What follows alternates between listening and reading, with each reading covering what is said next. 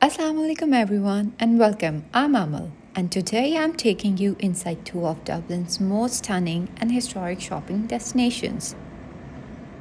Now I know what you are thinking. Shopping centers? Really? But trust me, they are not ordinary shopping centers. Friends, one of them is the building that people have compared to a Mississippi riverboat, a wedding cake, and the Taj Mahal, all at the same time. And the other? It is a 250 years old Georgian palace, a real palace that is now a shopping center.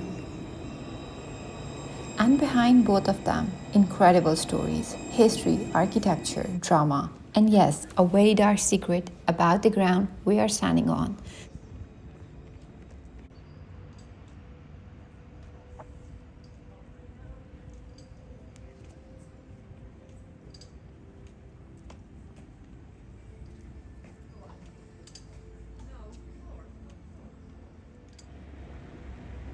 So let's go, friends. First stop is Stephen Green Shopping Center. Okay, so before we go inside, stop. Look at this building. Really look at it. This shopping center opened on the 8th of November 1988. It was Ireland's very first modern enclosed shopping mall, and from day one, people had opinions, very strong opinions. It was designed by an Irish architect named James Tommy. And the brief was build something that feels historic, that fits in next to one of Dublin's most famous Georgian parks. So Tommy took inspiration from the great iron and glass Victorian structures of the 19th century. You know the kind, the old train stations, the grand market halls, the greenhouse palaces of the 18th century. And friends, what he created, Dubliners could not agree on. Some loved it, some absolutely hated it. Over the years, it has been compared to a Mississippi riverboat, a wedding cake, the Taj Mahal, and a Victorian greenhouse all at once. That is quite a range of opinions for one building in Dublin.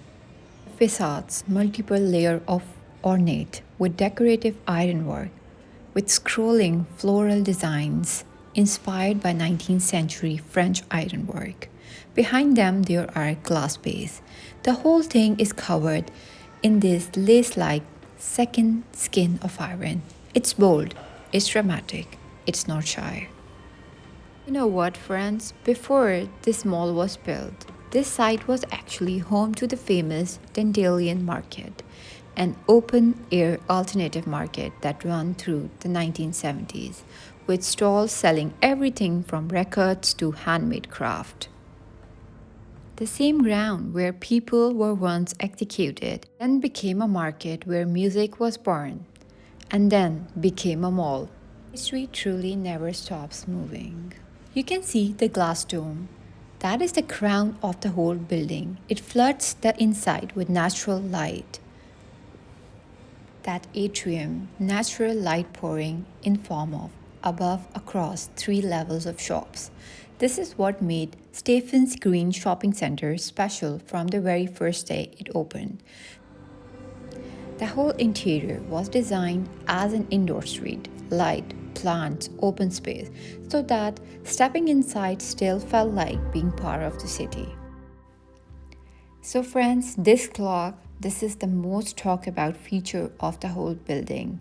The biggest clock in Dublin, right here in the center of the atrium, in the heart of the mall. And here is the thing that will change how you see the spot forever. Very near the exact place where Dublin's public gallows once stood. This was the site of public executions for the most of the 17th century. People were hanged here, burned here, in front of crowds, right outside on this ground. And locals believe, and many historians support this, that the clock was placed deliberately at the center of the building, in a nod to the dark heart of what this place once was. The clock as a symbol of time, of how much has changed, of the lives that were lost here. Whether this is the full truth or part of a legend, one thing is undeniable. The designer built this mall to feel like history, and the history here runs very, very deep. Friends, the mall cost £50 million to build. It opened in November 1988, and on opening day, only 4 shops out of 70 were actually ready. People came from all over Dublin to see the great new mall, and most of the shops were still being built. But the building itself was so beautiful that people stayed anyway just to look at it.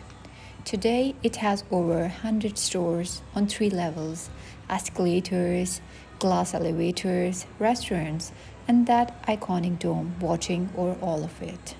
And now, incredibly, there are plans to demolish parts of this building and replace them with a completely new modern design.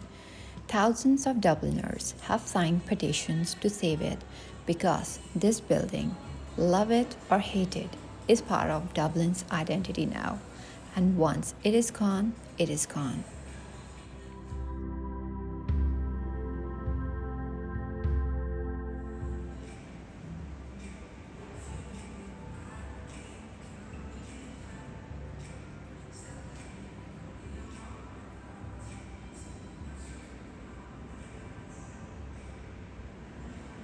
Friends, honestly, it's the one of the most stunning spots in the city. It's the perfect mix of convenience and style. You have got all the big hitters like Dunnes Store, which is our go-to for everything from high-end fashion and home decor to a delicious food hall. Plus, you will find all your favorite like TK Maxx, Boots right here, making it super easy to take everything off your shopping list in one go. But what really makes this place special isn't just about the big brands, it's the character. Once you are done with the essentials, you can wander to floors filled with gems you won't find anywhere else.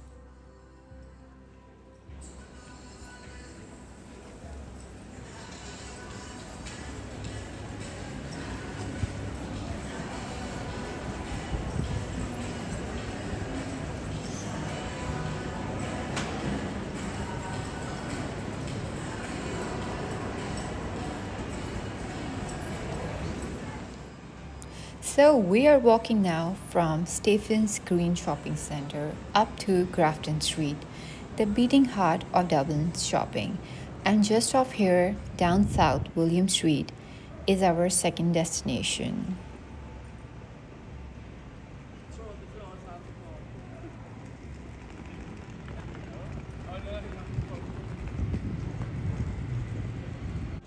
And the contrast between the two places could not be more extreme. One was built in 1988 and the other was built in 1774. One is glass and iron and modern, the other is stone and plaster, and 250 years of stories. Both of them are extraordinary. Both of them are Dublin. Let's go. So, friends, here we are. And I want you to take a moment before we go in because what you are looking at right now is not a shopping center. Well, it is now, but it was not built to be one. This building was constructed between 1771 and 1774. That is over 250 years ago. It was designed by a man named Robert Mack. And here is something wonderful. Robert Mack was not even a trained architect.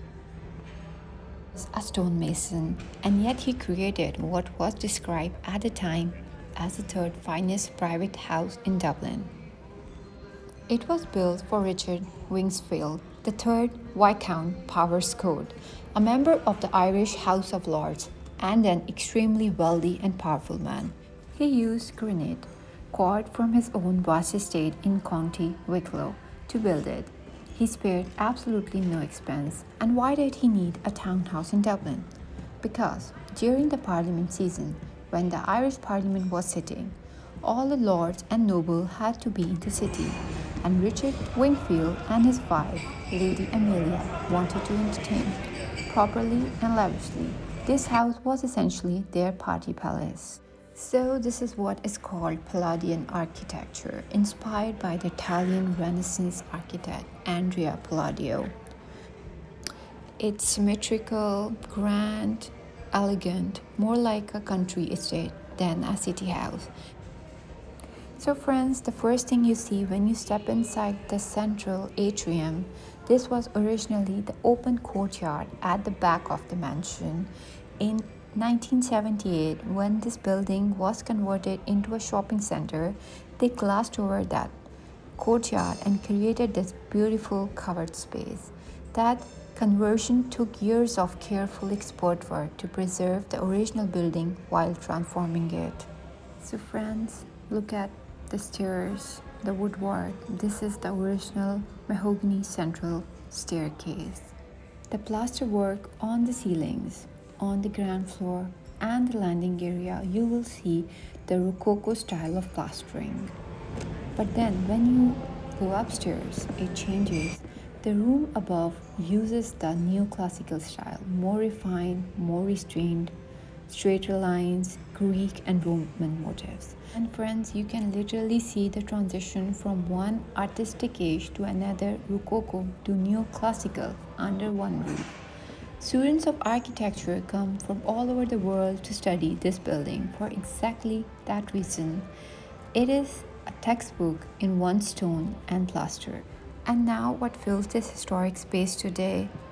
Irish jewelers, independent boutiques, antique dealers, craft shops, a theater, a bridal shop, cafe where you can sit under 250 years old ceilings and have a coffee. Powerscourt Townhouse Centre, a 250 years old Georgian palace, were still standing, still receiving guests as just it was designed to do, with its Rococo ceilings and mahogany staircase, and the covered courtyard where Dublin's life plays out day after day. So friends, next time you're in Dublin, you do not just walk past, go inside.